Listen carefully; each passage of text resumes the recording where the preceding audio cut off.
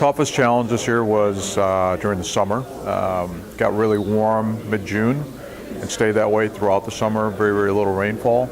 So that created issues with people that weren't irrigating lawns, and created issues with people that were irrigating because they thought in some cases that their normal irrigation period, maybe every other day, was good enough, and it really wasn't. It was 90 plus degrees for a couple months. That became very, very challenging. So really, at the end of it, it really was about education. How do we communicate with the customer through notes? If we needed to follow up with a phone call because there was a situation that obviously that needed addressing immediately. And then there was also the issue of people not being able to irrigate at all. And how do you handle that? And so at the end of it, I think we did a very good job of it. We retained our customers. The lawns have come back really, really well since that point. We've had a good fall, but communication was the key.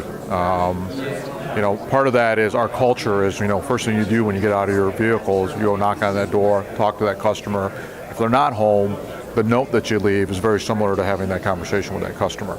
And so that same experience, whether it's oral or written, needs to happen every single time. And that helped us get through the summer. One of the biggest agronomic challenges we face is having annual bluegrass and bentgrass in cool season grasses. Up in Michigan, we have a lot of Kentucky bluegrass lawns, and you get a weed such as bentgrass in the lawn. It can get invasive, it can take over, and it's been a big problem, and unfortunately we don't have any solutions yet for it. Agronomically, we had a pretty good start to the year. We got winter receded earlier than normal, and so we were able to get out earlier, which always helps from a business standpoint. But then, from a temperature-wise, we ended up with a above-average temperature summer. We dealt with quite a bit of heat, and with the milder winter, we ended up with more insect pressure, both in landscapes as well as in turf.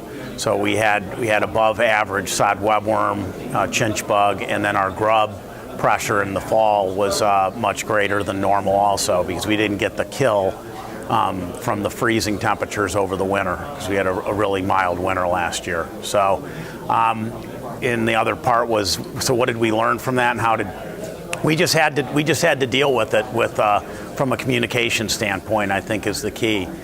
Communicating with the customers, as well as just making sure that we're educating them and dealing with that from a cost standpoint. We had some cost overruns in using more insecticides and more curative products and everything as these pests, as the pest pressure increased.